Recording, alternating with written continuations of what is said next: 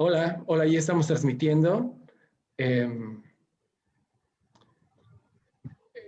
Estoy una vez más acá con ustedes, estoy contento, siempre contento. Tengo dos invitadas especialísimas hoy, especialísimas, gente que yo admiro, respeto,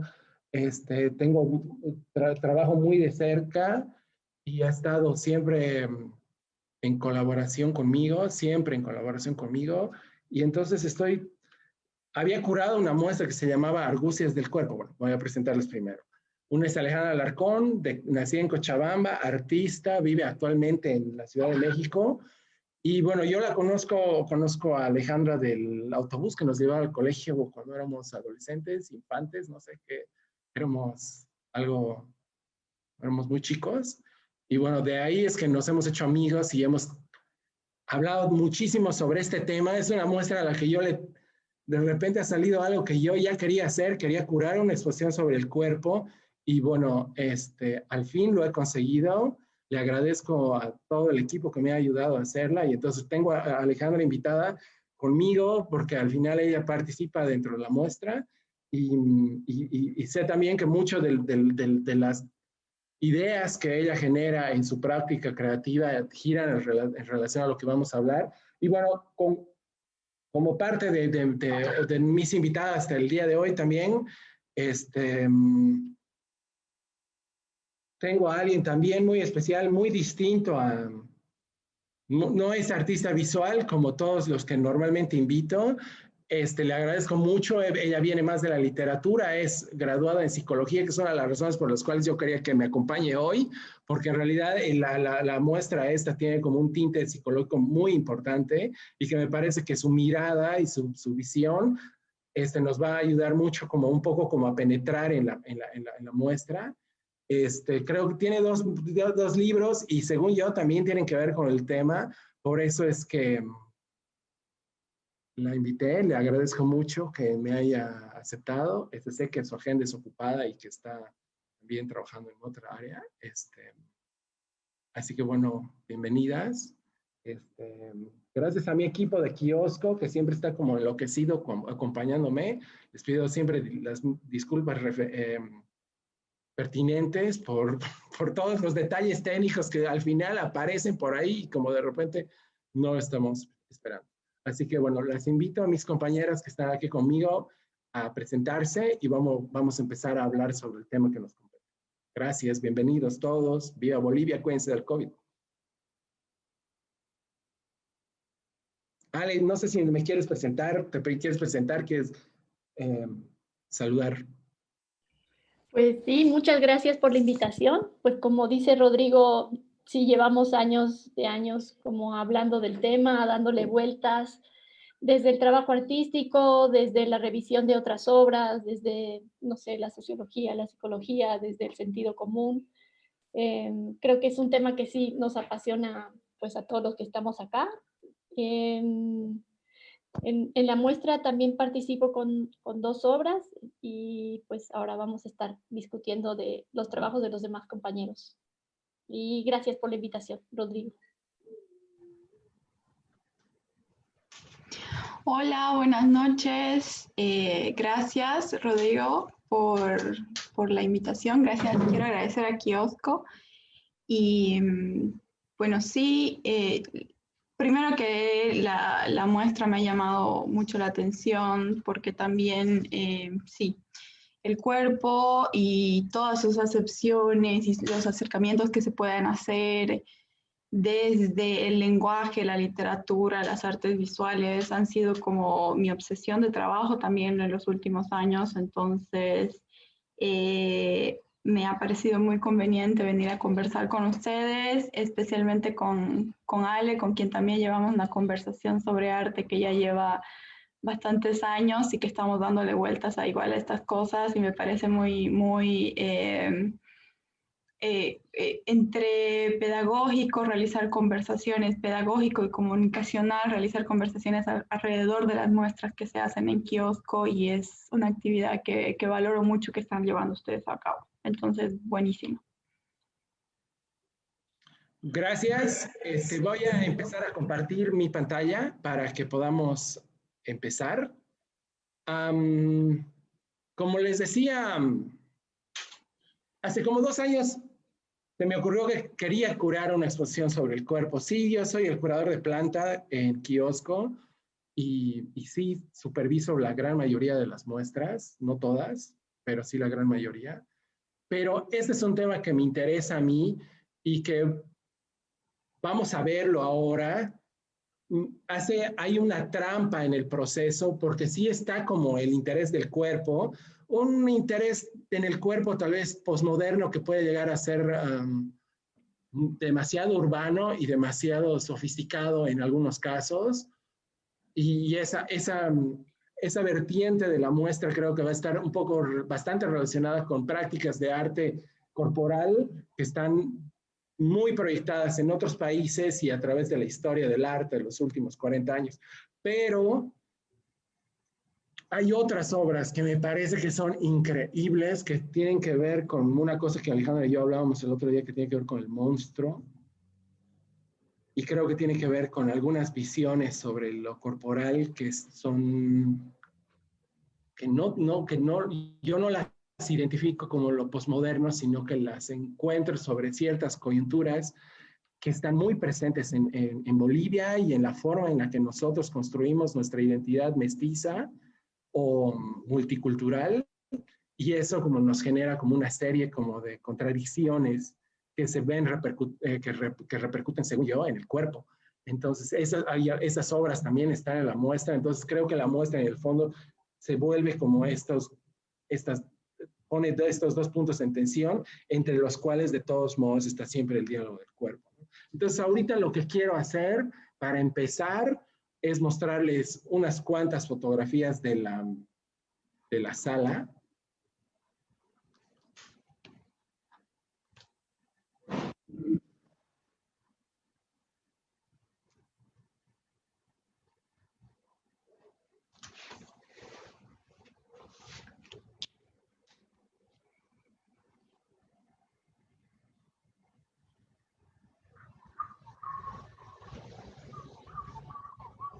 ¿Me oye?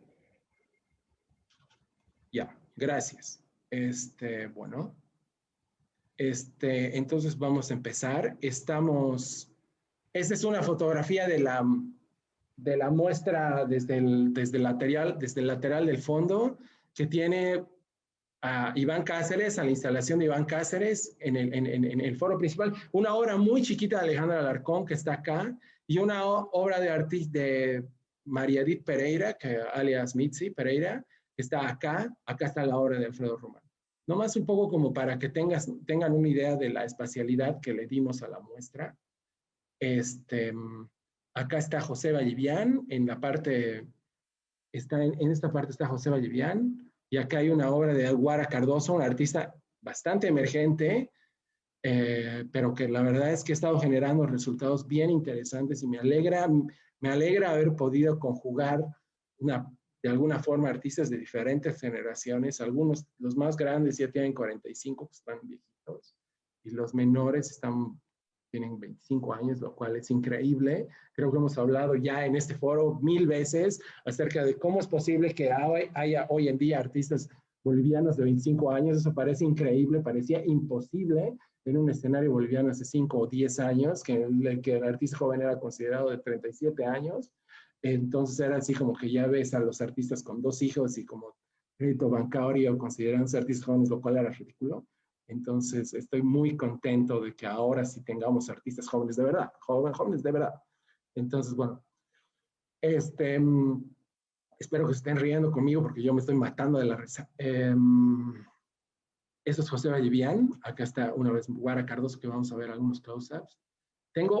Hay 3, 4 obras que son obras complejísimas, muy impactantes, y que las vamos a ver individualmente. Esta es la sala pequeña que tiene Alfredo Román, Julio González y un colectivo que acompaña Aldair Flores.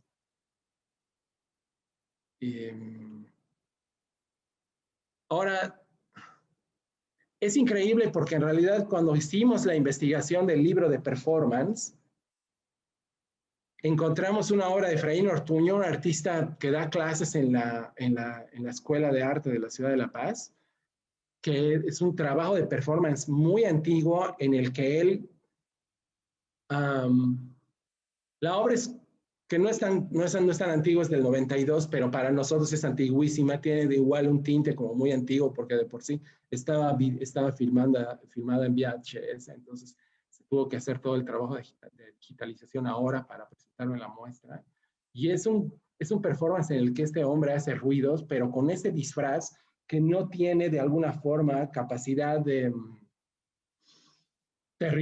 una territorialización del cuerpo común, tiene una especie de capa de papel periódico, el disfraz muy, muy largo, y parte de la complejidad del performance es que esta persona está tratando de movilizarse, y movilizarse corporalmente, me refiero, tratando de mover su cola, vamos a decirlo. Y entonces esta cola hace como deja demasiados precedentes en el espacio y me parece increíble. Plan B, perdón, voy a tardarme 2 minutos, voy a tener que cambiar de equipo, perdón. Está bien, te esperamos. Desastre. Pero ya habíamos visto, habíamos recorrido como que la mayoría de las obras, ¿verdad? Que están en la muestra. Podríamos también ir conversando un poquito, porque esperando hasta que se restablezca la parte de compartir las imágenes. Sí, ahí está. Igual una de las cosas que más que me llama la atención desde el comienzo, o sea, como que desde la difusión de la futura muestra es el título, ¿no? Argucias del cuerpo, como que desde el lenguaje, la palabra argucias me trae muchas connotaciones que me da mucho, o sea, como que es un gran nombre para llamar la curiosidad, ¿no? Visual. Y creo que tiene mucho que ver con todas las obras, por supuesto, pero también ahí en el lenguaje hay un juego como de utilidad, de el cuerpo, de este juego de palabras del cuerpo y el arte, cómo mostrarlo, cómo engañamos, del disfraz también un poco, que se vuelve una extensión del cuerpo, ¿no? ¿Se me oye? Sí, se te oye. Ya, si quieres, Carla, bueno, vamos avanzando las fotos de la muestra y quisiera empezar con un análisis de la primera obra que había puesto en la presentación. Un poco más. Ya, ahora, ya hemos hablado de esa, por favor, la siguiente. Gracias. Ya, esta es una obra que a mí me parece increíble. No es una obra de un artista conocido, pero yo la vi en una muestra que había curado José Vallivian hace como 10 años, justamente en la sala chica de la Galería Kiosco, y me pareció increíble porque desafiaba todo lo que se entiende como políticamente correcto en cualquier tipo de expresión cultural de este país. En la época era como, era violenta, pero yo creo que hasta el día de hoy sigue siendo violenta y estaba yo muy emocionado. Le agradezco a José Vallivian que me haya pasado el material. Hay cierto tipo bueno, creo que se ve claramente que hay como una especie de comunidad que no está como comunicándose de la forma tradicional a la que nosotros estamos acostumbrados, ¿no? Y eso me parece como, por un lado, increíble, y por otro lado no me sorprende, porque también al final de cuentas, yo que vivía en Cochabamba, me doy cuenta que este tipo de paisajes son bastante comunes en ciertas zonas de la ciudad. Así que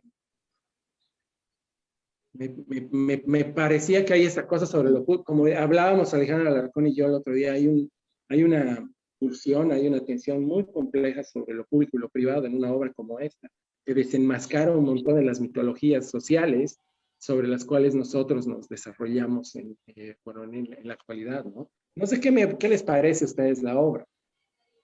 Pues yo creo que hay como una descolocación del espacio privado para el cual está destinado el baño, que es una actividad individual, y aquí hay una actividad como comunitaria que además tiene mucho eco con otras actividades comunitarias que se hacen de cuclillas en el piso y en círculo, ¿no? Desde el mundo andino hasta todo el mestizaje, que es una forma en la cual comparten los alimentos, comparten el espacio, que es así justo, ¿no? En cuclillas, en círculo. Entonces hay una descolocación de estas otras actividades a esta, que normalmente es una actividad individual y privada, que además tiene un espacio en las ciudades, que es el baño, pero acá está totalmente descolocado, ¿no? Es como cambiarlo de lugar y también hacer un énfasis entre esto que es lo civilizado y lo no civilizado, ¿no? Que tienen pues los baños. Es como decir, no, va a seguir siendo de la otra forma, aunque sea en este lugar, ¿no? Eso.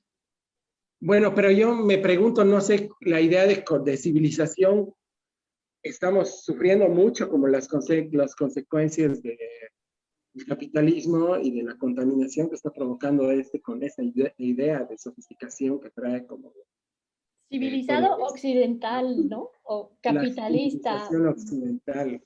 Y es donde yo creo que, por ejemplo, comienza con esta imagen a mostrarse las lecturas políticas que podemos tener de las obras, que creo que es bien difícil no hacerlas, ¿no?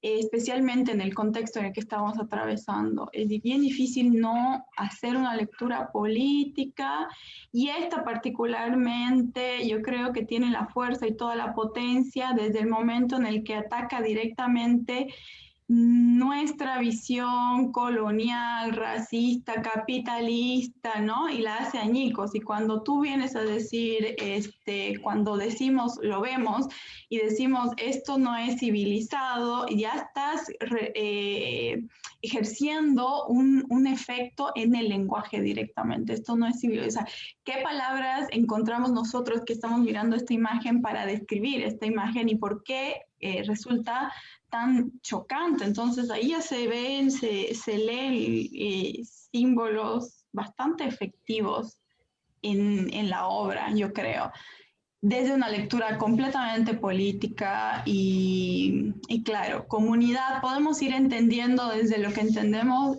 desde lo que sabemos y conocemos de un mundo que es ajeno a nosotras y que al mismo tiempo hemos tenido más contacto últimamente, ¿no?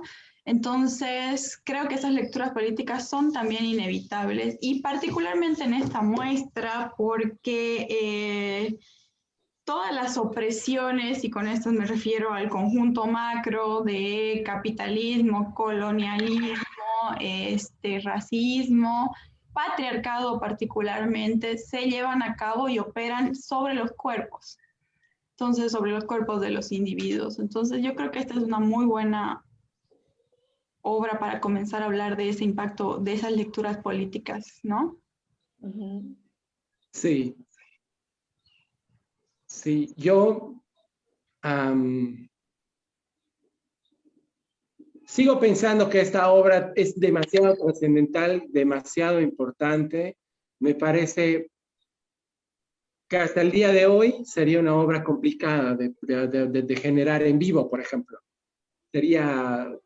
O sea, si hay como referencias a Paul McCartney y a otros artistas, muchos europeos como Hermann Nietzsche, otro tipo de artistas como muy escatológicos, que lo han hecho en otros países, pero acá hay un contenido, en esta obra hay un contenido social que está como muy presente, muy vivo de la Bolivia. Además es muy boliviana. O sea, yo he mostrado la obra a otras personas que no son bolivianas y habían cosas que faltaban para leer. Sí, o sea, sí tiene unos rasgos profundamente bolivianos que los reconocemos, ¿no? Los podemos reconocer. También en las cuclillas, ¿no? Que es algo al que al final es muy boliviano. Bueno, no sé, sí. Muy boliviano en términos de que es muy recurrente el uso de eso en Bolivia, ¿no? La forma de sentarse en cuclillas. Sí. Como decía Alejandro, también para comer, para relacionarse en otras actividades que son efectivamente muy corporales y que tienen que ver con el cuerpo, ¿no? Y en círculo, ¿no? O sea, no se ponen en línea, ¿no? que nos remite directamente a la comunidad. Sí. ¿Quieres pasarle, Carla, por favor?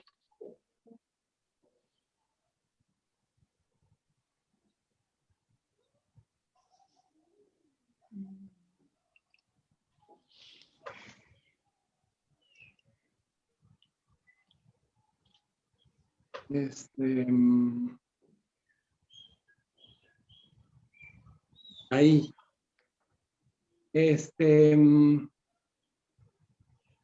Yo no conozco desde hace mucho a José Vallivian, en realidad sí somos hoy en día muy amigos, pero creo que José Vallivian empezó a hacer empezó a hacer una serie de videos muy complejos y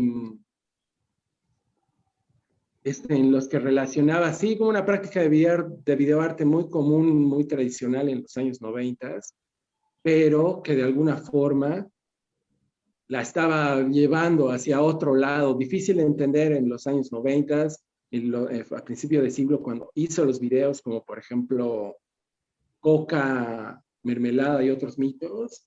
Y yo creo que todo eso ha empezado a madurar en este conjunto de obras, que es como una especie de monstruo criollo popero. Es bien difícil de definir como esta presencia heroica que yo veo presente en estas obras. Me parece que es muy difícil de identificar sin ponerle subtítulos que no queremos escuchar. Pero creo que él reivindica todo esto, reivindica el mestizaje, reivindica la cultura popular y reivindica la nueva cultura popular, Creo que hay una foto de la espalda del personaje. ¿Me la muestras, Carla, por favor? Era la anterior. Esta, gracias. Que es esta cosa que se convierte como también en cultura pop, en cultura de consumo, y en este monstruo chocho, cholo, híbrido, desvergonzado igual. Eso me parece una reivindicación súper importante y la verdad es que creo que José Vallivian, a mi manera de ver, es clave para entender este país, especialmente la zona andina. No sé cómo la ven ustedes. A mí me parece muy interesante cómo tiene muchísimas capas esta obra, porque por un lado juega mucho con la estética, con unas estéticas que son nuevas, o nuevas porque tienen que ver también. Si yo veo las lentejuelas con las que está bordada la palabra choccho, o sea, me remiten también a mucho de lo folclórico, de lo cultural boliviano, pero al mismo tiempo están formando una palabra que que tiene mucha relación con nuevas estéticas de ciertas sociedades, ¿no? Y por otro lado, a mí me llama muchísimo, lo primero que me llamó la atención cuando vi esta obra es la bolsa y el papel, ¿no? La máscara, que a mí me remite directamente a la palabra prótesis y a cómo vamos armando los cuerpos. Entonces, cómo efectivamente está mostrando una cultura, está mostrando una diversidad y la prótesis me juega aquí. Lo primero que yo hice cuando me invitaste, Rodrigo, a la charla fue releer el Frankenstein porque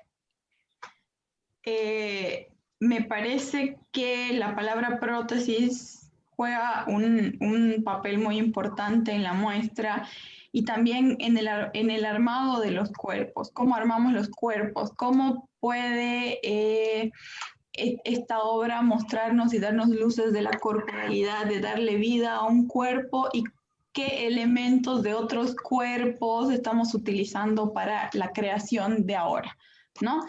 Entonces, tiene como muchas capas y la que más me intriga a mí es la del rostro, ¿no? Porque también el cuerpo no está completamente definido en lo que nosotros muy occidentalmente queremos, la forma en que queremos definir los cuerpos, ¿no?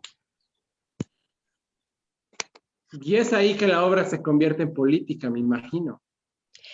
Sin duda, es muy política. Yo creo que sí es muy política porque también está mostrando esa parte social, yo creo, y me remite directamente, si no estamos mirando su rostro, o si la prótesis está en su rostro, o sea, hay una identidad tapada, una identidad cubierta que genera la incógnita, ¿no? ¿Por qué está cubierta?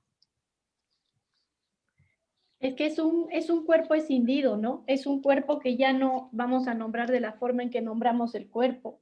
Es un cuerpo que ya no está jerarquizado, nombrado, unificado en la palabra cuerpo. Entonces, al no tener rostro, ya no tiene esta identidad que nos da el rostro. Ahora, también yo lo relacionaba con los lustrabotas, que son de la paz, que sí se cubren el rostro en la vida cotidiana y se me hace así profundamente paseña, no sé, es un pájaro de las alturas, o sea, la paz y el alto están a una altura casi invivible para lo humano. Entonces me hace realmente un pájaro de las alturas sin rostro, como los lustrabotas también, ¿no? Que a la vez tienen esto choccho, que no necesariamente es kitsch, ¿no? Que lo choccho es qué, ¿no? En Bolivia lo choccho es qué. Sí, habría que definir también, ver cómo se define esto de los chocchos. Yo creo que también entra en juego ahí la tensión entre que tú lees en lentejuelas y todo brilloso la palabra choccho y también cómo hemos usado de manera muy racista la palabra choccho para insultar, ¿no? Para denigrar. Aunque ahora está de moda, ¿no? También en el arte se pone de moda lo choccho, ¿no? También puede ser Porque un valor. claro, porque hay una resignificación del lenguaje, y sucede a muchos niveles, como la resignificación y revaloración de la palabra marica, por ejemplo, que muchos lo usan, muchas la usan para reivindicar ese maltrato y esa discriminación larga, ¿no? De larga data.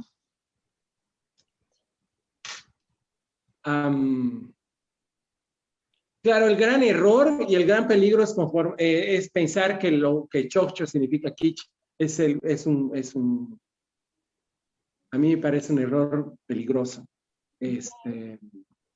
Pero sí, y es la además, apuesta de la obra también, porque cómo está escrita la palabra, yo creo que también es la apuesta de la obra, esa confusión, ¿no?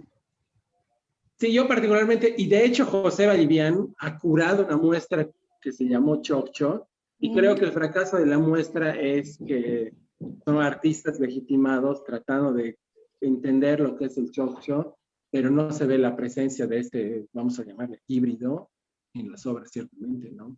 Hay solamente intenciones, creo yo, en la muestra. Es que depende quién nombra lo choccho, ¿no? ¿Quién tiene? Porque quien tiene la palabra tiene el poder, y quien tiene el poder nombra los chocchos. Entonces, ¿Quién ahí puede? también sí, es como un saber, poder, verdad, como lo de Foucault, ¿no? ¿Quién lo dice? ¿Quién lo define? ¿Desde dónde? ¿No? ¿Para qué?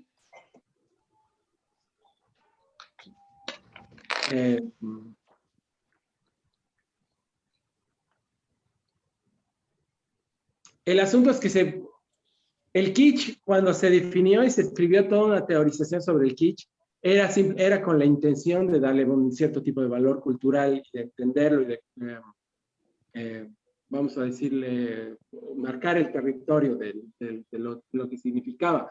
Pero creo que eso todavía no se ha hecho en Bolivia, no se ha hecho con los choccho, y creo que sería bien interesante hacerlo, porque al final de cuentas, este híbrido resultado de la combinación no es como en el Perú. En el Perú es muy distinto y en ese sentido estamos hablando de que en Bolivia esto es al final un fenómeno muy original, puede ser bien interesante, ¿no? Creo que lo que ha pasado con Mamani Silvestre, creo que es al final de cuentas eso mismo, ¿no? Que sí, de primer impacto parece como anómalo y parece una broma, pero poco a poco te das dando cuenta que él sí ha sido capaz de construir un discurso entero, sumamente complejo, y que no solamente tiene que ver con la estética, que sino trasciende y como que llega bastante hacia como la política y lo social en sus obras, ¿no? en sus edificios, ¿no? Sigamos, Carla, por favor. Eso, una más. Una más. Eso. Una más, porfa. Hay un close-up. Eso, gracias, Carla. A mí Julio me pasó cuando le comenté Julio González tenía que estar en la muestra, eso lo sabemos todos. Era importante, Julio ha trabajado mucho sobre ese tema y más que todo sobre su propio cuerpo y era importante. Entonces, cuando yo le comenté a él que ahora, si no me gusta en Brasil, no sé si ya ha regresado, pero me pasó una serie de fotos. Yo había pensado en poner otras obras de él, que hay una infinidad de obras de Julio que yo podía haber puesto en la muestra, empezando por los videos en los que baila como vestido de cholita y en los que como le corta el pelo a una cholita para integrárselos o insertárselos a una mujer rubia, vamos a definirla, y tantas obras que se ponen justamente esta discusión sobre la sociedad sobre la sociedad boliviana contemporánea. Y cuando vi esta me quedé sorprendido. Creo que la morfología de la obra es increíble. Dispara hacia muchos lugares y creo yo puedo especular, pero voy a dejar que primero especulen ustedes. No sé qué opinan. Pues a mí esta es una de las que más me ha impresionado de toda la muestra, por la resolución, por cómo ha resuelto la foto, que no es un montaje, no es una foto a alguien operado, no es una foto alterada en Photoshop. Me parece como de vital importancia esto que hay entre el ocultar, entre lo que muestras en una foto, porque también la foto es la imagen de nosotros mismos, como decía Paula hace un rato. Creo que en esta foto donde hay unos rasgos tan masculinos y el pene es escondido, es como si fuera una foto que habla del pene. Lo escondo, pero es tan evidente la ausencia que parecería que está hablando de eso, ¿no? Y no solo eso, sino cómo construimos lo masculino en torno a eso, ¿no? Cómo nuestras ideas respecto a lo masculino van a estar en torno a una imagen física, cuando no necesariamente, ¿no? Una identidad puede ir mucho más allá del cuerpo, lo vemos ahora en las diversas identidades que tienen diversas formas de cuerpos, ¿no? Diversos devenires. Entonces se me hace así infinitamente acertada, fuerte, poderosa, la forma en que ha resuelto esto. Creo que otra cosa a la que apunta es a lo binario en nuestra construcción de género, ¿no? A lo binario que está en nuestro imaginario, ¿no? Cómo vemos es cómo construimos las imágenes y apunta directamente a cuán binaria es nuestra construcción del género, cuando el género es más, ¿no? Y nuestra lectura del género, ¿no? O sea, cómo nos está han... sesgada, sí. Sí. A mí también es una de mis favoritas. Esta obra yo creo que es sumamente potente y, como decía al principio, es inevitable leerla en un contexto político. Y ahora lo que voy a decir, claro, tiene todo que ver con el contexto político. No sé, Rodrigo, ¿de cuándo es la obra? Es del año pasado, es bastante nueva. Es del nueva. año pasado, bueno, tiene mucha vigencia también con todas las discusiones ahora que se están llevando a cabo en el feminismo, en el mundo, ¿no? Cuando hay distintos feminismos y uno de ellos que está muy en tensión con los demás es entre el feminismo radical y el transfeminismo. Y aquí me parece que hay toda una expresión de significados muy importantes para esa discusión, porque para lo primero que yo veo en esta fotografía es una explosión y una magnificación de lo que nosotros conocemos como masculinidades. Y las venas, los abdominales, la luz, toda la fuerza que evoca este cuerpo masculino y masculinizado, y de repente está esto que es lo que falta y precisamente porque falta y precisamente porque está oculto, como dice Alejandra, es de lo que se trata, ¿no? Entonces es ese pene que no está y ahí lo que me hace pensar es que la persona no quiere que está, hay una cuestión de identidades, hay una lucha, hay una explosión de estos conceptos de las masculinidades, que me parece que es una cuestión política que además está empezando a resurgir.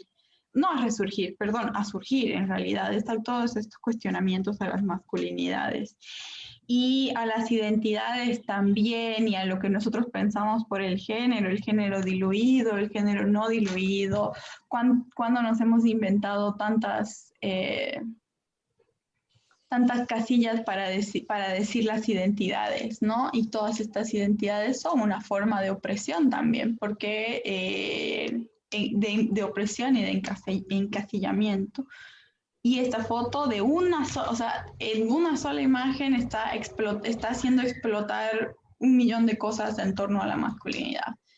Y por eso me parece muy, muy, muy potente. Además no hay pene, pero no es mujer.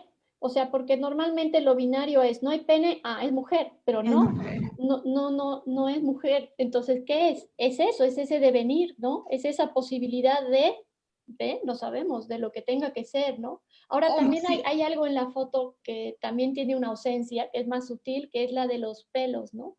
Que también está asociado a una masculinidad, ¿no? A una masculinidad, sí, sí, es cierto, ¿no? Sí, como cuando tú dices, cuando tú mencionas las posibilidades, sí, a mí también me hace pensar que hay una voluntad ¿no? Una voluntad de esconder ese pene, que al final y al cuentas podemos empezar a divagar muchísimo, pero también sabemos que la masculinidad hegemónica, patriarcal, histórica del sistema está casi anclada en el pene, ¿no? Y en la fuerza de las representaciones. Está identificada tal vez, pero no está definida. No es lo mismo. Definida, ¿no? Porque constantemente estamos haciendo explotar todos estos conceptos, por supuesto, pero podemos verlo en las representaciones artísticas, podemos verlo en la ciencia, cómo se ha ido basando y construyendo y haciéndose epistemología alrededor de este órgano, ¿no? Como si todo estuviera girando alrededor, dentro de las masculinidades, por supuesto. Por si fuera poco, psicológicamente también, en la psicología, el psicoanálisis, incluso hacia las mujeres, todo gira alrededor del pene. Entonces, ahí es inevitable pensar en eso, yo creo. Bueno, eso suena muy freudiano y demasiado exagerado. Por supuesto que es freudiano. Estaba citando a Freud cuando dice que tenemos envidia del pene. Pero sí. Freud estaba mal, la verdad. Todo, yo creo que pero estamos hablando de la psicología estaban mal y que, por supuesto, ¿no? Pero es que tampoco tomaban en cuenta. A eso me refiero cuando la construcción de saberes ha estado al servicio de las distintas opresiones, igual que la construcción de imágenes, ¿no? Sí, era un deber ser, ¿no? Es un deber ser. Exacto. Yo todo el tiempo me quejo y pienso que todo el tiempo me quejo de que la masculinidad está en crisis, ¿no? Y me parece que esa es una discusión que todavía no se puede tener porque nadie está dispuesto a hablar de la crisis de la masculinidad, porque yo también creo que hay cosas que se tienen que resolver antes. Hay mucha gente dispuesta a hablar de eso y creo que Julio está ahí hablando de eso mismo, ¿no? Está señalándolo así directamente. Desde su perdón, aquí está mi perrita ladrando, pero desde su propia masculinidad, y a mí se me hace que también la obra...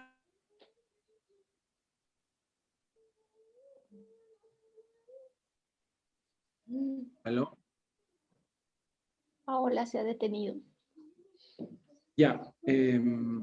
Sí, yo sufro mucho con la crisis de la masculinidad porque estamos en un momento muy difícil para los hombres porque el hombre va a tener que ser muy valiente para redefinirse en los términos como de una sociedad un poco menos, más allá de normativa, que sea como un poco más abierta y lejos de los cánones tan herméticos con los que no hemos sido educados nosotros los hombres. Entonces vamos a tener que lidiar con eso. A mí, claro, está jugando porque al tiro como lo desidentifica al hombre y en ese momento como lo transforma en algo más. Y eso está mal en realidad. Yo creo que esto puede ser una imagen de lo masculino y tiene que entenderse como tal. Pienso, no sé qué opinas vos, Alejandro, si me entendiste. Pues posiblemente también está jugando a ser hombre, en esta nueva posibilidad de ser hombre, ¿no? Sí, eso es un poco a lo que me refiero. Lo que me molesta es que no quisiera pensar que esta obra está hablando sobre la homosexualidad, No, por el hecho de estar ocultando como no, los sentimientos. hoy justo hablaba pues, con una persona, hombre, que me decía que los niños juegan mucho a esconderse el pene, ¿no? O sea, porque en los niños hay esta posibilidad, todavía no ha estado normada por el deber ser, en la que está malo esconderse el pene porque está malo ser mujer, ¿no? Posiblemente no está malo ser de las formas que quieras, a las edades que quieras, ¿no?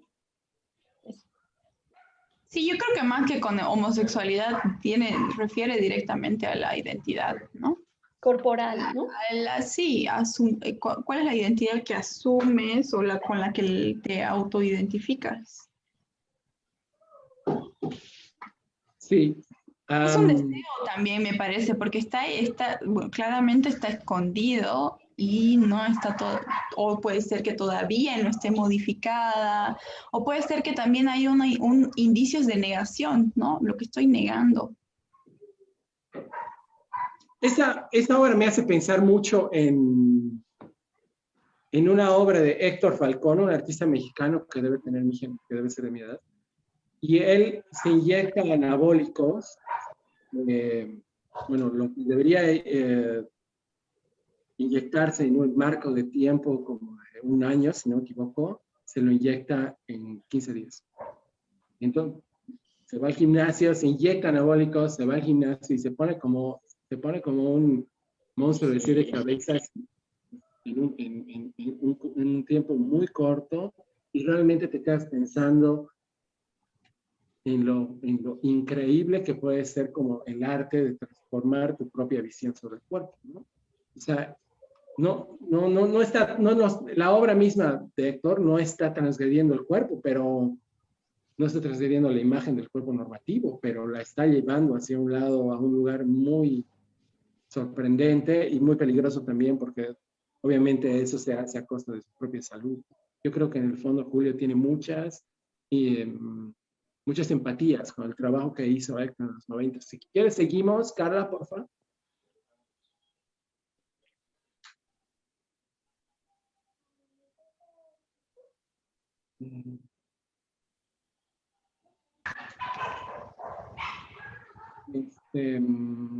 ¿Verdad?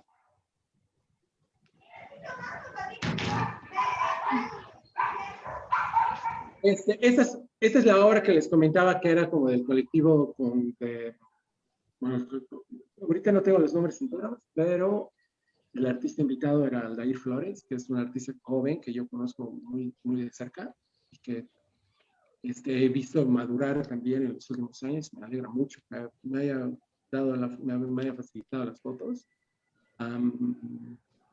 Me interesaba la obra sí encontraba que la obra tenía una relación con la obra de José Vallevián. Por un lado, la obra de José Vallevián, dentro de todo, no es una obra conocida, no es una obra emblemática como para decir, sí hay una referencia obvia, no me parece.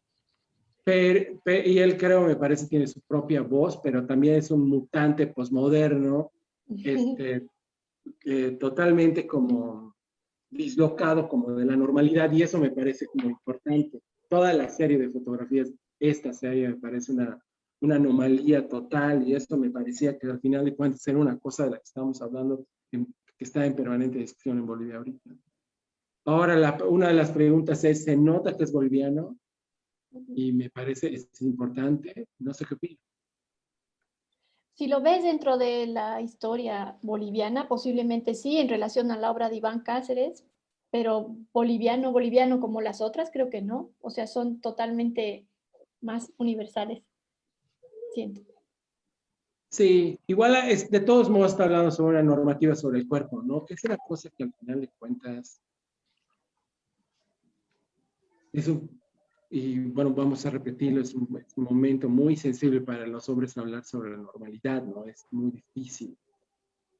O tal vez es incorrecto porque hay que darle al final paso a la masculinidad, a que se autodefina de una forma un poco más correcta, sin necesidad como de imponer y de agredir a todo lo que se le ponga delante o lo cuestione. lo critique. No sé. A mí esta Digamos obra, que- lo primero, perdón. Dime, Paula. No, que claro, esta obra sí tiene mucha relación con la de José Vallivian, ¿no? Conversan mucho.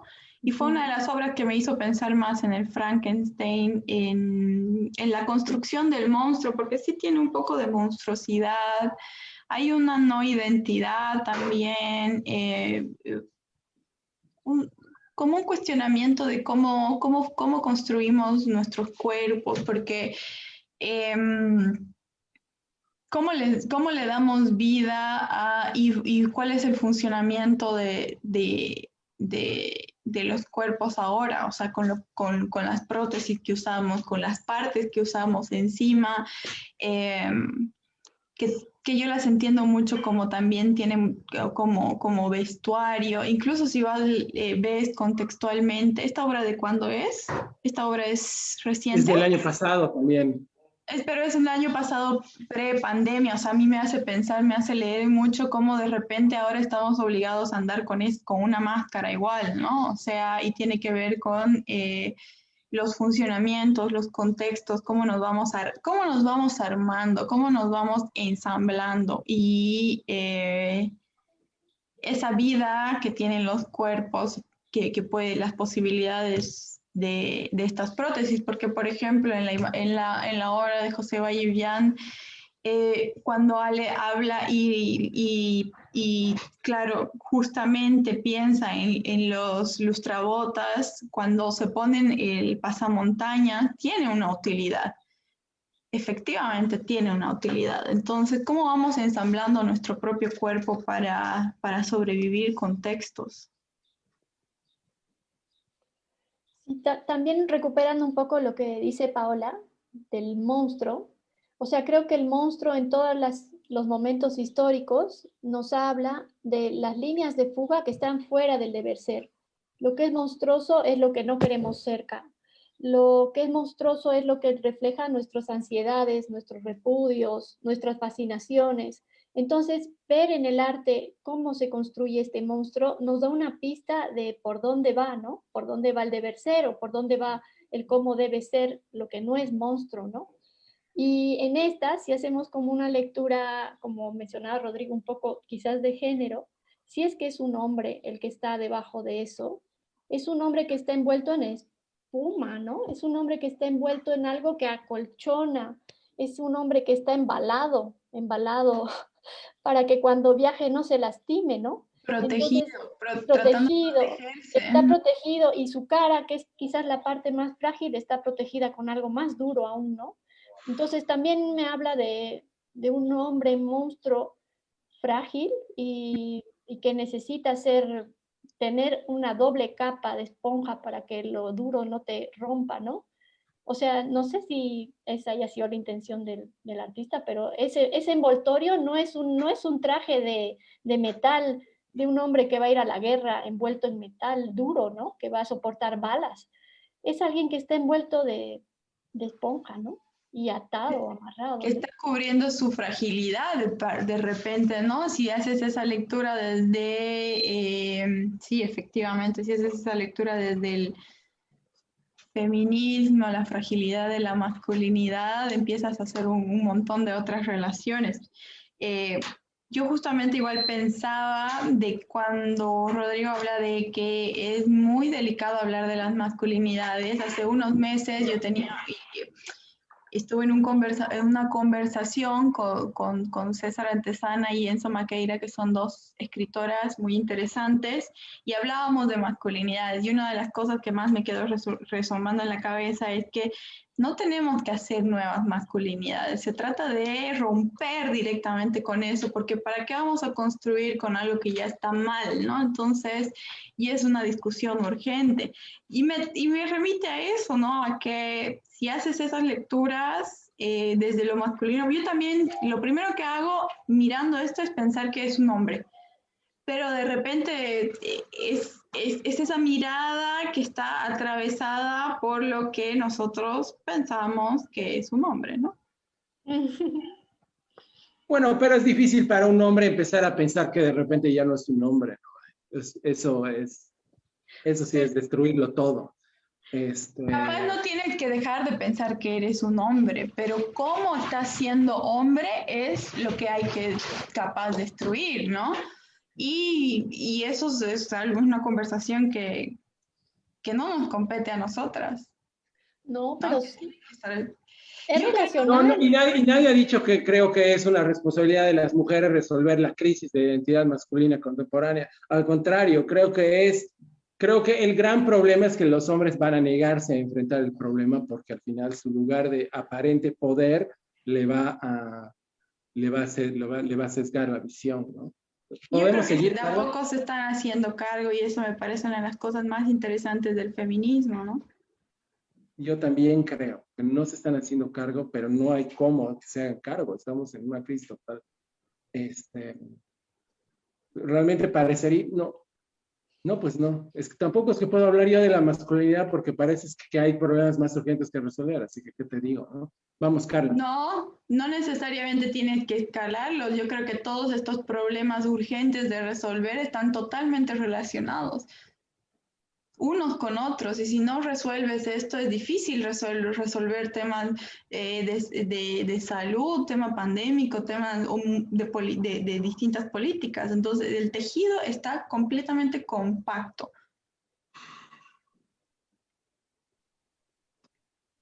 Me parece que ese es un tema del que deberíamos hablar profundamente. Yo hace muy poco leí un texto en el que escriben algunas de las manifestaciones de la pesada subversiva del colectivo de acá de Santa Cruz, y me parece tan interesante la propuesta de ellos de descategorizar, pues, toda esta descategorización que ellos proponen realmente implica un nuevo comienzo y una nueva visión sobre el cuerpo y sobre la identidad de género, ¿no? Que es increíble. O sea, ya no es darle lugar al hombre como era, o más bien quitarle un lugar para darle uno que le corresponde, y bueno, qué sé yo, es increíble, ¿no? No, porque es un sistema de poder donde están interrelacionados ambos y ambos también tienen ganancias y pérdidas. Entonces, cambiar eso va a alterar a ambos, como cambió el feminismo en su momento también, las conquistas que sí tuvo el feminismo, sí han movido la realidad, ¿no? Y sí la siguen moviendo, ¿no? Entonces eso tiene una reacción, tiene que tener, quieran o no quieran los hombres, ¿no? Pienso. Es real. Yo creo que esta es una cosa de la que se debería hablar, y a mí me encantaría hablarle con un hombre que tenga mínimamente la sensibilidad como para entender el problema, porque es muy difícil hablar con hombres de este tema porque no lo van a aceptar nunca, ¿no? Imagínate que se le diga que con toda esa estructura de definición tiene que ser como repensada, es muy difícil. A todo nivel, ¿no? Su propia estructura de vida está sujeta por eso, así que, ¿qué te digo?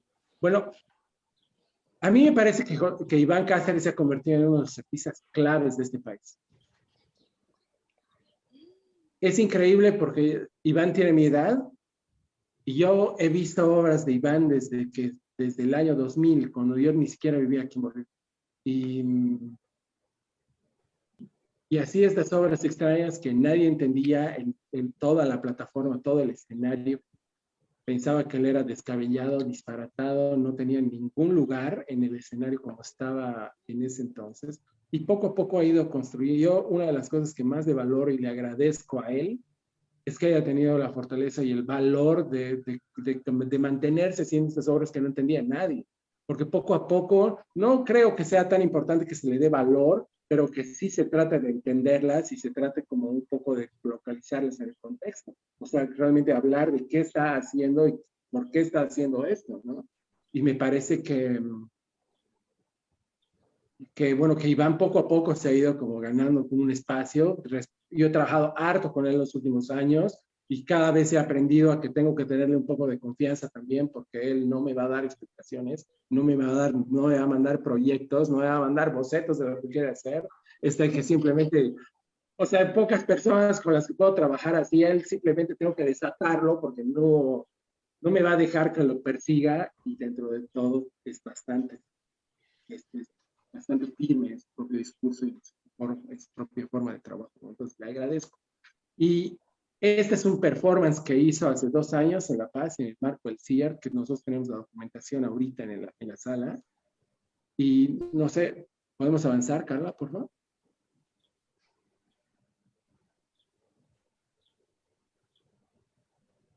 Entonces, Iván permanentemente, si quieres pasarme la anterior.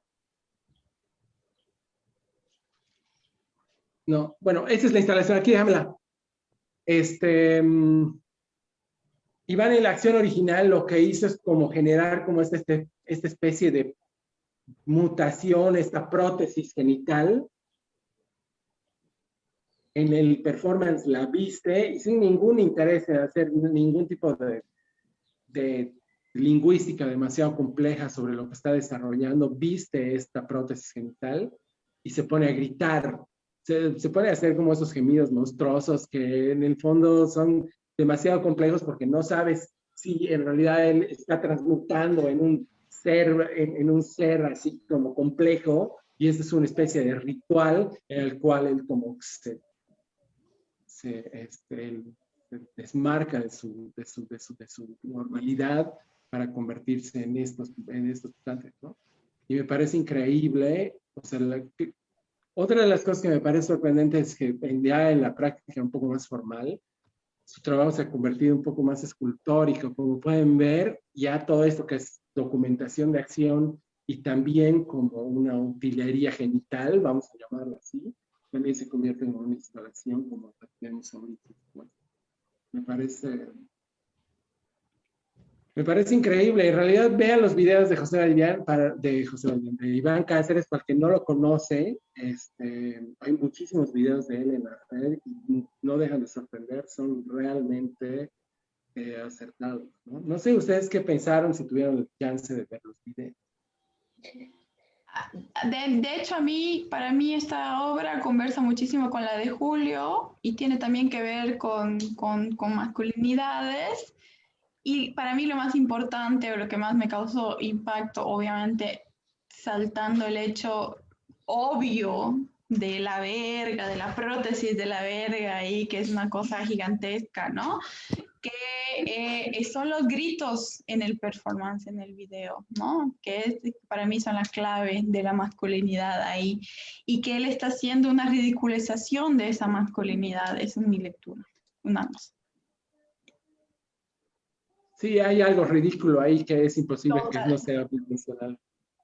¿No? Entre los gritos y los tamaños y el vuelo que parece que va a tener esa prótesis ahí, estás así frente al sentido del humor total, un lenguaje que es hecho para ridiculizar y para explotar también esas concepciones que ya tenemos ahí bien metidas, ¿no? Yo creo que una de las partes complicadas de una práctica como esta es que no es arte conceptual per se. Entonces hay como algo muy surrealista y hay algo muy intuitivo en la forma en la que él desarrolla sus obras. Entonces cuando realmente quieres construir una estructura conceptual, termina siendo imposible. Imposible porque el trabajo no viene desde ahí, no pretende venir desde ahí. Pero eso es muy importante y de alguna forma marca en Bolivia un camino hacia otro lugar que se desmarca del arte conceptual, lo cual es importante. El arte conceptual se ha peleado por tratar de darle cierto tipo de significados y de contenidos a obras que estaban completamente perdidas en el vacío de la representación. No solamente de la representación, sino también del anime. Pero ciertamente José, y José le he vuelto a decir, José y Iván en realidad los dos nos permiten y nos dejan jugar un juego completamente diferente, ¿no? Nos ponen a jugar otro juego que ya no está enmarcado en los ismos, que al final de cuentas son ismos gringos, ¿no? No, y que además tiene una resolución estética que sí nos da un mensaje, ¿no? O sea, sí lo podemos leer, aunque no sea estrictamente conceptual, ¿no? Nuevamente es un monstruo con una prótesis y en este monstruo hay algo ficcional, ¿no? Hay algo ficcional que registra en el cuerpo eso que lo lleva más allá de sí mismo y lo metamorfosea.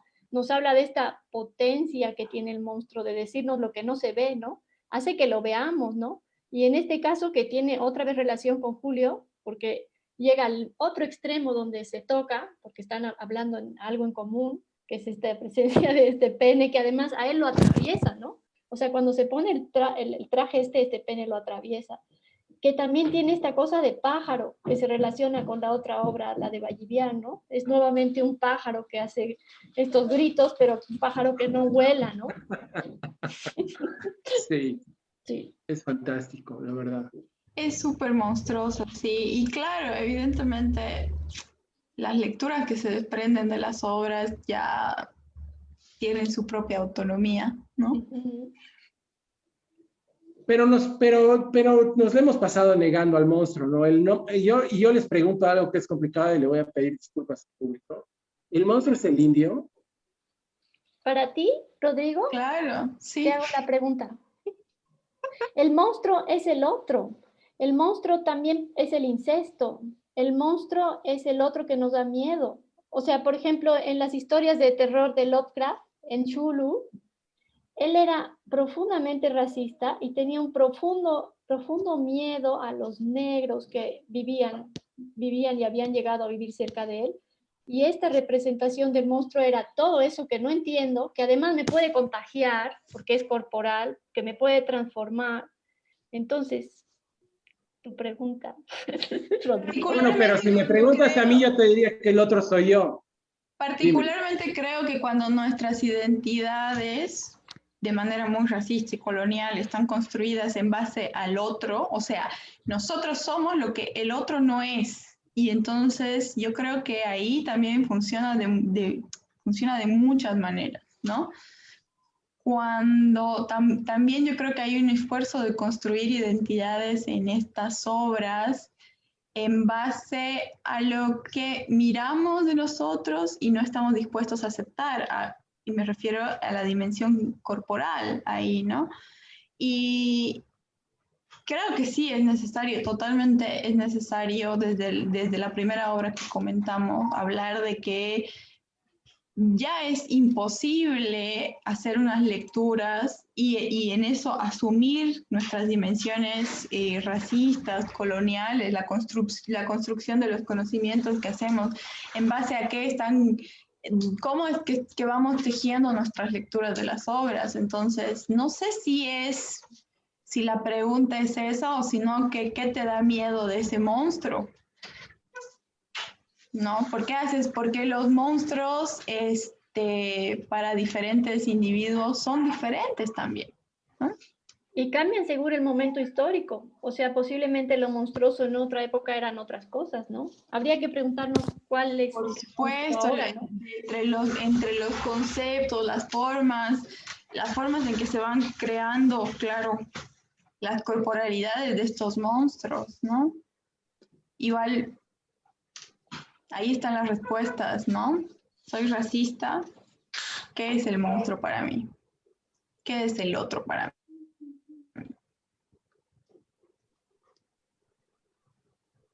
Yo soy el otro. A ver, pasame, porfa, Carla. Una foto más, porfa. Esa es la obra de una artista joven que a mí me parece increíble. Ella no tira basura y entonces toda su práctica escultórica parte desde ahí, del reciclaje de basura, algo que parece como muy común en una práctica conceptual escultórica contemporánea, pero ella casi lo tiene como una práctica, como hay con una posición política de realmente como generar un discurso del no botar basura, y lo cual me parece muy importante. En el fondo la contaminación eventualmente va a destruirnos y nadie toma conciencia de eso, ¿no? Pero bueno, entonces no sé si se entiende que son eso, son las botellitas de los inyectables que están rellenas de pelo. Y cada botellita tiene una cantidad precisa de pelo. Y entonces a mí me parecía intrigante, o sea, no solo me parece bonita la escultura en sí, sino que me parece también hay como un método medio enloquecedor de contar de cortar el pelo, medirlo y detectarlo, que es un poco neurótica y que me parece obsesiva también, por supuesto, pero que de todos modos está como, que de todos modos puede generar lecturas alternas, como por ejemplo el encapsulamiento del pelo que inevitablemente termina siendo... ya sé que Paula me va a decir que sí, que siempre está considerado, el pelo siempre es representación de lo femenino y también de esta libertad de la naturaleza de crecer sin ningún tipo de respeto, ¿no? No deja de crecer. Y creo que el pelo está bastante claro que no respeta ningún tipo de normativa pues, sobre el crecimiento, el orden y la estructura, ¿no? Y creo que al final de cuentas la obra tiende a ir para allá. No sé qué opinan. A mí esta obra me hizo recordar porque, o sea, sí, es una también de las obras en las que me hizo pensar en todo este símbolo y esta gran metáfora de vida que es Frankenstein. Como una obra puede seguir resonando hasta ahorita, porque me parece interesantísimo el hecho de pensar que podamos poner partes de cuerpo en cápsulas, ¿no? Que ahí es lo que estamos viendo. Principalmente sí es el cabello, y el cabello es una cosa que se cae, que cortamos, que hacemos crecer y todo, pero es un cuerpo, son partes del cuerpo. Y también me hace pensar en un armado, en cómo podría yo consumir, porque aquí hay una relación muy estrecha con el consumo también. ¿Cómo puedo consumir esas partes del cuerpo? Entonces, pienso mucho en esto cuando veo esa obra, que me parece también preciosa. También hay algo de en serie, ¿no? Es como este cuerpo desmembrado en partecitas y a la vez son todas iguales, ¿no? Hay una identidad ahí, hay un cuerpo ahí. El momento en que dividimos un cuerpo deja de ser una persona. O sea, ese cabello es de alguien, al ser un cuerpo de alguien, era el cuerpo de alguien, un pedazo del cuerpo de alguien, pero el momento en que lo encapsulamos, lo cortamos, lo fragmentamos, sigue habiendo alguien, no sé, ¿no? El cuerpo es una unidad, ¿no? Organizada de cierta forma. Entonces este cuerpo se deshace, se vuelve cuerpo sin órganos cuando lo desorganizamos, ¿no? Cuando le cambiamos el orden que tenía, cuando deja de ser un esqueleto con unos órganos, con unos músculos, con una cara, con un rostro, ¿no? Entonces creo que también esta obra nuevamente apunta hacia este cuerpo escindido, hacia este cuerpo desjerarquizado, hacia este cuerpo que no se puede nombrar porque no tiene orden, ¿no? Ahora, ¿y cómo vamos a poder armar un nuevo monstruo también con estas partes del cuerpo, ¿no? ¿Cómo vamos a armar ese monstruo que el doctor Frankenstein ha armado y le ha dado vida también? Porque aquí hay una cuestión así entre médica, capitalista, ¿no? Es que también pienso que el cabello, ¿no? De entre las partes del cuerpo está muy ligado también con la identidad, o sea, lo identitario, ¿no? El cabello, el rostro, las formas en que se usa el cabello, se lo corta, no se lo corta, y culturalmente ha sido utilizado así, como un símbolo identitario. Sigamos adelante, Carla, por favor. Creo que ya vamos a terminar. La obra, esta obra en sí no se ve, así que habría que ver el video. Creo que vamos a compartir el link. Carla, te voy a pasar el link del video, pero sí, mientras tanto, por favor, analicemos la obra del huevo, por favor. Gracias. Esta es una obra de Alejandra Alarcón. Yo, en realidad, cuando invité a Alejandra, quería una obra en específico que eran las niñas peludas. No las muñecas peludas que ya habíamos expuesto antes, sino una serie de acuarelas que tiene Alejandra de unas niñas que tienen como un montón de pelo en las piernas, que me parece una serie muy clave pero había que traerlas de México y yo estoy bien consciente que es una serie bien importante igual. Entonces, bueno, cuando le comenté a ella, bueno, su cerebro como maquinó esta obra y yo cuando me comentó, cuando entendí lo que era la copita menstrual, porque no entendía hasta sino mucho después, eh, ya entendí todo. Pero no sé, quisiera que ella me explique qué es una copita menstrual y cuál es la relación que hay, la relación, el objeto.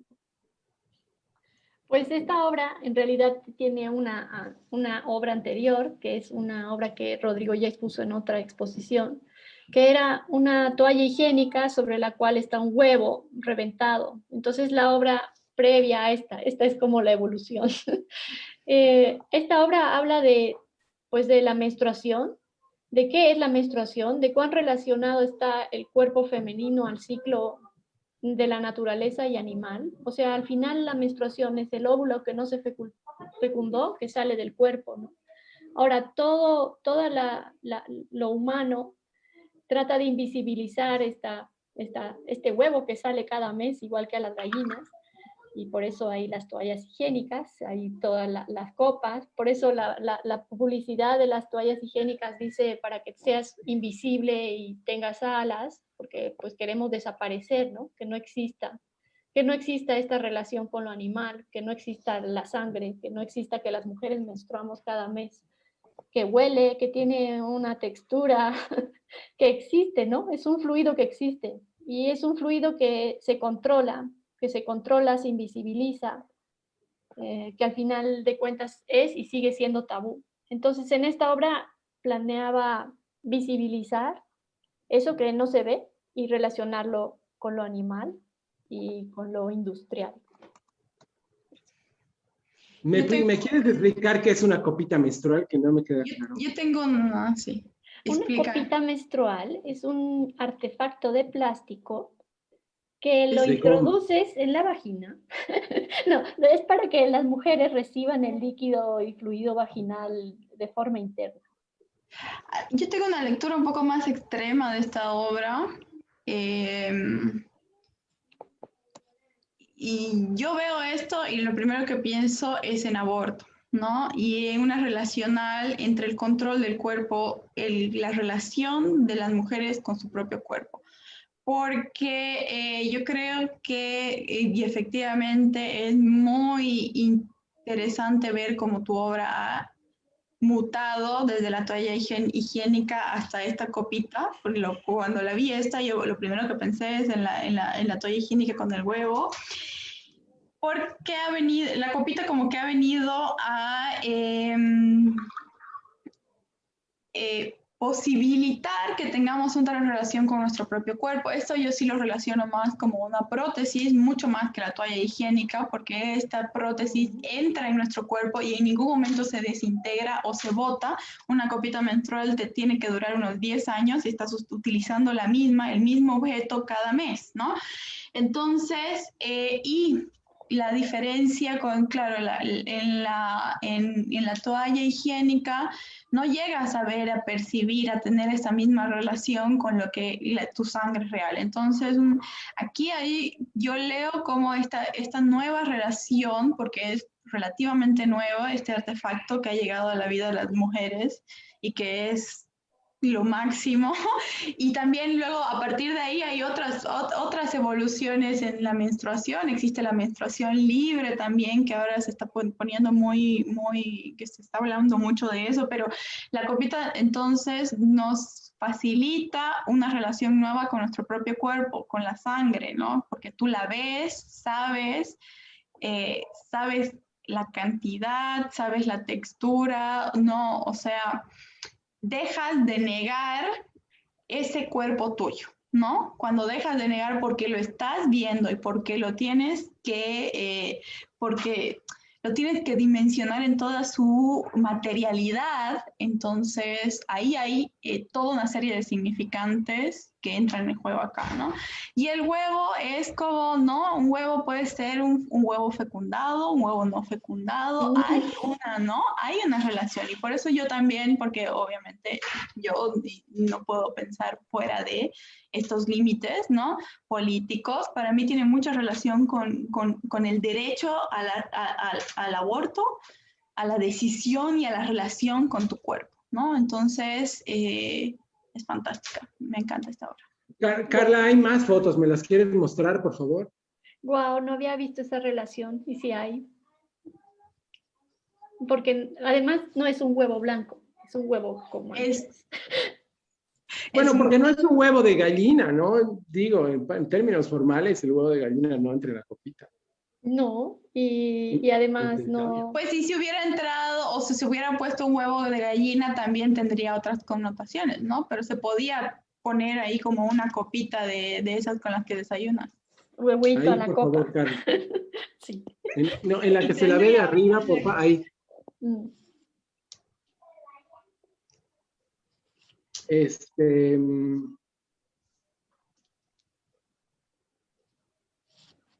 ¿Es una prótesis? Es la pregunta. Ahora que Paola lo mencionaba, es una prótesis. Es una prótesis. Es una extensión del cuerpo que está dentro, además. O sea, me encanta que es una prótesis interna. Normalmente las prótesis son externas. Normalmente las prótesis van por fuera. Y me encanta que esta prótesis femenina sea interna. Es como recibir algo antes de que salga. O sea, aparte una copa es voy a recibir ese líquido antes de que salga, para que no salga. Es como, no quiero que salga el líquido, quiero mantener un líquido dentro del cuerpo. Es casi como un tapón. Es una copa, pero es un tapón, me tapo un orificio del cuerpo para que el líquido no salga, porque es un líquido que no tiene que salir. ¿Tendrá que no salir? Es la pregunta, ¿por qué tiene que no salir? Es interesante esa tu pregunta porque yo ahora me cuestiono mucho y esto de la menstruación libre me vuela la cabeza, ¿no? Porque la menstruación libre es una forma de cómo manejar la menstruación, cómo manejar esto, pero decir tiene que salir y ya, digamos, entonces hacerlo libremente, naturalmente, ¿no? Claro que también... Hay ciertos problemas técnicos en esa libertad, ¿no? Pensamos, pues culturalmente, porque estás atravesado de todo lo que estás atravesado, hay problemas técnicos, pero en realidad, ¿por qué? O sea, las perritas menstruan, los animales menstruan, los perros, perritas domésticas menstruan, no les han puesto un tapón. Claro. Digo, también lo higiénico o no higiénico es una construcción del monstruo. Cultural, social y cultural y de todo lo que... Desde el olor, eso me huele a... Estaba pensando que también la copita y la recepción de la sangre en la copita te permite darle una utilidad, otros usos, te permite establecer una relación diferente con tu propio cuerpo, digamos. Muchas mujeres sacan la copita, la sangre que tiene células madre, tu sangre de menstruación, y riegan sus plantas con esa sangre. Y eso pero funciona. Yo cuando me enteré que la sangre menstrual tiene células madre, dije, ¿qué estamos haciendo? Digamos, ¿no? ¿Por qué Y es así. Entonces, Ya, pero es muy cómodo porque en realidad sí se podría... Perdón, Paula, puedes terminar, disculpa. No, lo que decía es que a todas luces esto me parece una prótesis en el sentido en el que estamos pretendiendo una utilidad de un objeto, un mismo objeto que nos tiene que durar 10 años y que nos está ayudando a vivir. Una prótesis como estos lentes, ¿no?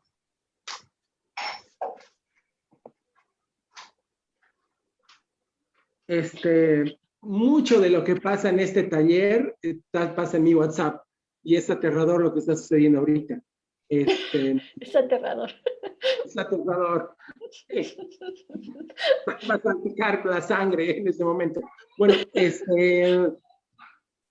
yo me pregunto, bueno, en realidad el gran asunto con se podrían poner también estas test que reprimen como el flujo menstrual, ¿no ve? Hay formas de evitarlo. En realidad, es bastante un poco como eso de la menstruación libre es un poco como hipiteca en realidad, porque hay otras maneras de hacerlo mucho más prácticas, como sacarte... Hormonales, o sea, Pero no quieres reprimir la menstruación. No. No. ¡Viva la sangre! Claro, pues, no. No. Bueno, pero podrían también, ¿no? O sea, hay métodos. En realidad el asunto con la menstruación es que al final de cuentas, de todos modos, está relacionada directamente con el embarazo. Y el control natal es una cosa por la que se ha peleado mucho también, porque no mucha gente tiene como posibilidades de engendrar grandes cantidades de hijos, tiene las condiciones para hacerlo, ¿no? O sea, sí hay una serie de condicionantes que hay que tomar en cuenta también. No, y Paula se ríe. No sé cómo leer lo que acabas de decir realmente y no sé por dónde empezar a contestarte sobre eso, pero quizás sea mejor no ahondar demasiado en ese aspecto. Bueno, eso sonó más como una amenaza, así que vámonos hacia adelante. Reprimir la menstruación, porque si no estamos yendo en contra de todo lo que esta prótesis particularmente ha sido creada para, ¿no?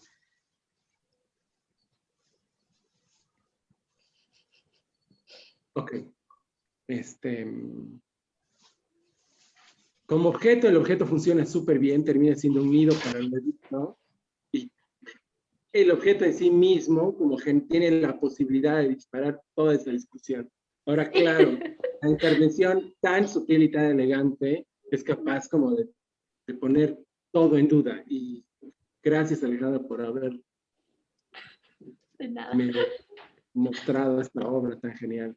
Ahora, una de mis artistas favoritas del presente es una artista fotógrafa de Santa Cruz que se llama María Edith Pereira, alguien que le he visto unas obras que realmente son sensacionales últimamente, son muy jóvenes, hay 2 o 3 artistas de esta muestra que son muy jóvenes, y una vez más voy a expresar felicidad de poder trabajar con artistas jóvenes y no empezar a pensar que tienen 35 años y llegan con 2 hijos, 5 y deudas bancarias para que seguir pensando que son artistas emergentes. Bueno, ella, la verdad es que en algún momento ha empezado como ha tenido el valor de empezar a mirar su propio cuerpo como es y a ponerlo en cuestión en sus obras. Y me parece que esto funciona súper bien. La obra sí presenta su propio cuerpo, al final de cuentas lo proyecta, pero también con un poco también lo relaciona con mapas territoriales, mundiales, y eso como lo pone en otro juego, no solamente lo territorializa por un lado, pero también lo desmitifica en su presencia, ¿no? En lo complicado que es enfrentarte a tu propio cuerpo. Y en ese sentido creo que la obra juega muy bien, presenta su propio cuerpo, pero sin drama, sin dolor, de alguna forma juguetonamente y también un poco como relacionándole con el territorio, ¿no? Y eso me parece que funciona súper bien. Me parece que también se relaciona claramente con las obras, con el resto de las obras. Sí, algo también muy interesante para mí, en la forma en que está presentado, es que ella no muestra el cuerpo entero. O sea, esta disección que hay con la foto es como si diseccionara la piel, ¿no? Es como si cortara pedacitos de piel donde hay una marca. Entonces, nuevamente es como un cuerpo escindido, deshecho, que tiene su totalidad ahí, ¿no? Y este rasgo de la mancha, que podría ser algo no lindo en una piel limpia, por ejemplo, en nuestra idea de lindo o nuestra idea de bello, al final se vuelve bello porque se vuelve este mapa, ¿no? Que es esta marca que es externa, que además vive dentro de mí, ¿no? En mi pedazo de mí. Tiene como relación también con la de los cabellos, siento. Tiene esta cosa fragmentada, ¿no? A mí esta obra me parece fantástica, sí, me habla mucho, es así. Primero me remite a lo identitario y me remite a que el cuerpo es ese territorio, y claro, como lo relaciona con estos mapas, ese territorio geopolítico donde suceden todas estas luchas, contradicciones, conflictos que tienen que ver con lo estético, con lo impuesto. Si yo no supiera quién es el artista, diría que es una mujer. Diría que es una mujer y me parece me parece fantástica la reescritura estética, ¿no? La reescritura estética identitaria que hace de las marcas de su propio cuerpo, ¿no? Para mí es definitivamente una reescritura, una puesta en valor. Es como hablábamos hace rato o al principio de cómo hemos utilizado ciertas palabras para la reidentificación de conceptos que han sido denigrantes, ¿no? Y cuando aquí yo veo que también hay una resignificación de símbolos, de estéticas, de marcas, quizás necesito usar otra palabra, pero no la estoy encontrando, una resignificación, una revaloración, porque estoy mostrando lo que se supone que me tiene que dar vergüenza, lo que no está bien, porque si no fueran marcas, si fuera una enfermedad, si fuera cualquiera que sea la condición por la que estos rasgos están en la piel, los estoy mostrando y los estoy reescribiendo, ¿no? Entonces me parece que ahí está la belleza. Y me parece tan simple también, es como no necesito mucho más que mostrarte esto y tiene me explota los significados. A mí me parece muy dolorosa la muestra y en general ya le he visto esta serie en otra presentación en contextos hace 2 años y creo que al final de cuentas tienes que ser muy valiente como para entender y aceptar tu cuerpo como es en los pros y en los contras, en lo que te gusta o no y en lo que le gusta a los demás o no. Y eso es una forma de aproximarse a... Yo creo que eso va a ser siempre difícil y esta es una manera de hacerlo, ¿no? Me parece que funciona súper bien. Y más Hay ahora, una... ¿no? Porque todo apunta a tápalo. O sea, ahorita hay mil make-ups que te dicen cómo taparte las manchas. Hay 1000 filtros. O sea, ahora que somos tan mediáticos y nuestra imagen es una imagen fotográfica en la cual el filtro lo que va a hacer es borrar justo todo esto, mostrarlo, exteriorizarlo, sacarlo, no ocultarlo, es así sumamente contestatario, ¿no? Aunque esté fragmentado. Y la lectura, sí, para mí desde el momento en el que las señas estas que nos está mostrando se vuelven mapas, tiene una connotación política fuerte, ¿no? Sí, identitaria y política. Estoy haciendo de esto mi identidad, ¿no? Sí. Y además estoy relacionándolo con esto de que bueno, para el feminismo, para muchas luchas reivindicatorias, los cuerpos, como decía, todas las opresiones operan sobre nuestros cuerpos, ¿no? Entonces, los cuerpos son los territorios de lucha política. Sí, no sé, habría que hablar con ella a ver qué opinas sobre esto que acabas de decir.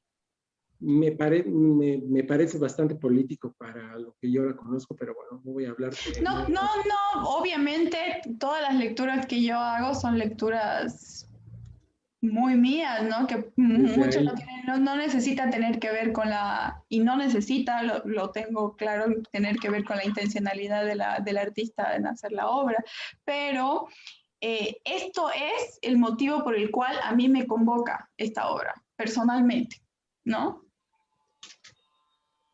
Hay una sola obra más, Carla, si quieres la presentamos, es la obra de Alfredo Román. Alfredo Román era un artista muy político hasta hace como 5 o 6 años, y de repente la alta politicidad de su trabajo, por la cual él en realidad se había hecho conocido, especialmente por las obras como Aplausos y los bolos de hojas de coca, la imagen del Che dibujada con una bala, no, la imagen del tío Sam dibujada con una bala, cosas así que eran altamente políticas, pero de repente su trabajo de alguna forma dio un giro y no ha dejado desde hace como 5 años, 6 años, a hablar reiteradamente sobre el cuerpo humano, y una forma bastante diferente a como me la entiendo yo, mucho menos escatológica de como yo la entiendo personalmente. Y entonces, esta obra en sí, cuando me comentó sobre ella, me parecía increíble porque al final de cuentas, si es una calavera, si es un objeto artesanal pop, no más que artesanal, es un objeto de fabricación común, pop, comprado en la calle, pero está relleno con este sobreestimulante corporal, ¿no? Entonces es así como cuando despiertas en la mañana y lo primero que haces es tomarte una Coca-Cola, eso es como yo entiendo la obra. Y me parece como de lo más disparado que realmente como se esté aproximando como a esta sobreestimulación que necesita el cuerpo postmoderno como para desenvolverse. Y eso me parece interesante de la obra. Sí, la obra es cierto, es fría y tiene como este tinte político en la imagen del Che, que probablemente ya es como una secuela o un rebote de lo que trabajaba hace como 5 o 8 años, pero me parece que aún así la calavera en sí con el estimulante me parece una imagen que a mí me parece muy impresionante. No sé qué pensaron ustedes. Ahora te cedo la palabra. Mercedes, la palabra. Yo creo que aquí sí hemos estado hablando mucho, particularmente yo, de estas lecturas políticas, pero habría que hacer también una diferencia en lo que entendemos por político, ¿no? Político como una serie de conflictos y tensiones sociales sobre las cuales hay posiciones elaboradas, y político también, porque esta obra es política, porque ahí está la imagen del Che, ¿no? Un personaje político de la clase política, que relacionamos directamente con la clase política y con ese juego del ejercicio de la política en los estados, ¿no? Entonces, ahí hay como diferencias importantes en el momento en el que hablamos de política. Pero yo sí esta obra fue, y cuando la hablamos, Rodrigo, esta obra fue la que más me costó entender y asimilar, aunque a primera vista pareciera la más directa, ¿no? O sea, cuando ya te tira esta imagen del Che que es demasiado fuerte, es súper directa, ¿no? Y creo que sí, está ahí todo lo remite también un poco remite a esta, en un contexto donde vida y muerte está totalmente, es un límite que está ahí, que es demasiado doloroso y floreciente, ¿no? Entonces, en ese contexto leo directamente muerte, ¿no? En la obra. Y, y me conflictúa un poco. Yo no lo veo como la muerte y la verdad es que no he visto obras suyas. Ah, bueno, hace poco vi un anuncio en el periódico que él puso, en el que él invitaba a la gente a hablar sobre la muerte si le marcabas por teléfono. Entonces la obra era un anuncio en el periódico en el cual él te estaba invitando a marcar su propio teléfono para hablar sobre la vida y la muerte. Y creo que al final de cuentas se ha vuelto más humano. Bueno, siempre es humano, ¿no? Pero se ha vuelto como más corporal, más introspectivo. Está todavía como repensando todo esto y eso no te conlleva, te desmarca de la política y te lleva a la espiritualidad y a la relación del cuerpo con el espíritu y eso, a mí me parece que como giro en su propia práctica, en su propio proceso es muy valiente por un lado, porque al final de cuentas las obras políticas le funcionaban y las obras políticas siempre funcionan porque al final de cuentas la gente en este país que es tan politizada las entiende al tiro. Entonces, claro, eso representaba un giro introspectivo que evidentemente iba a generar un montón de ausencias, ¿no? Entonces, bueno, bien por él, la verdad. Pero yo estoy La, así. la del Che, la del Che, o sea, la pieza dividida sin la calavera, que es que yo no logré hacer como el salto entre la calavera y la lata, pero solo la de la lata con la imagen del Che que dice Reset Spirit Energy Drink. No sé, como el Che como una marca, el Che como el símbolo vacío, el Che como lo que era, pero ya no es. que además me lo voy a tomar ¿para qué? Para poder más, para exprimirle más a la vida. Es como todo lo contrario quizás a lo que sí fue en su momento, ¿no? Esa para mí sí tiene un mensaje así infinitamente claro. Ahora, la relación entre la calavera y la lata, esa es la que yo no he logrado, o hacer el salto entre lo introspectivo, pues quizás puedo leer la pieza sin la calavera, pero es mi opinión. Yo podría leer la pieza sin el Che, digamos. Es que es ahí donde me parece conflictiva la obra, ¿no? Como que me causa conflicto. Yo soy muy fan de lo que hace Alfredo, siempre. Yo también, y de las piezas, y por del ejemplo, Che. Aquí me ha dado así como me ha dejado un poco confundida. Pero sí, yo soy Pero muy... es que lo que pasa es que una vez más yo creo que Alfredo en esta obra está tratando de generar un vínculo entre el arte político que hacía y sus nuevas obras que son más corporales, ¿no? Claro. O sea, igual, al final de cuentas, igual la política y la imagen del Che siguen siendo sobreestimulantes para mucha gente. Entonces, al final de cuentas, está claro. Totalmente. Y es una supercultura popular, ¿no? Sobreestimulada. Bueno, no sé, Alfredo, luego hablamos sobre el tema. Vamos a ir cerrando. Hablamos, Alfredo. Yo también quiero hablar más de eso. Yo amo los huesos gigantes que ha puesto en Santa Cruz. O sea, amo todas sus obras en relación a la muerte. Así se me hacen poderosas. Sí, yo soy muy fan del trabajo de Alfredo, siempre. Sí. Yo creo que la verdad es que Alfredo es como una de las grandes mentes creadoras de esta ciudad, ¿no? Y bueno, la verdad es que me entusiasma y me alegra siempre invitarlo, porque la verdad es que a mí nunca me defrauda. Esta obra sí es cierto que la imagen del Che tal vez es cuestionable, habría que hablar con él, pero funcionaría igual, digamos, con una lata de Red Bull. Dime. Que si funcionaría igual con una lata de Red Bull, quizás, o sea, ¿no? Connota muchas cosas que pueden parecer la misma, pero no. Sí. Vamos a compartir los links de los videos. ¿Quieres que pasemos tu video? No, no es necesario. Ya, voy a compartir los links de los videos. De todos modos, me gustaría que la gente pase a ver la muestra. Estamos abiertos. Así que, bueno, les agradezco a las dos. Es increíble. Ya he hablado maravillas de ustedes dos. Siempre estoy ahí. Siempre están conmigo. Les mando mucho cariño a las dos. A vos que estás desde el otro lado del mundo, cuídate, cuida a tu familia. Les agradezco mucho. Bueno, a toda la gente que nos está escuchando, por favor, tomen precauciones, todavía el virus está ahí en la calle, así que por favor, no jugueteen, no corran riesgos. Y bueno, a mi equipo de trabajo una vez más, siempre están ahí, les agradezco mucho, así que bueno, cuídense, gracias por todo, gracias Mil. Gracias, Paula, gracias Rodrigo, gracias Paula. Gracias a todos.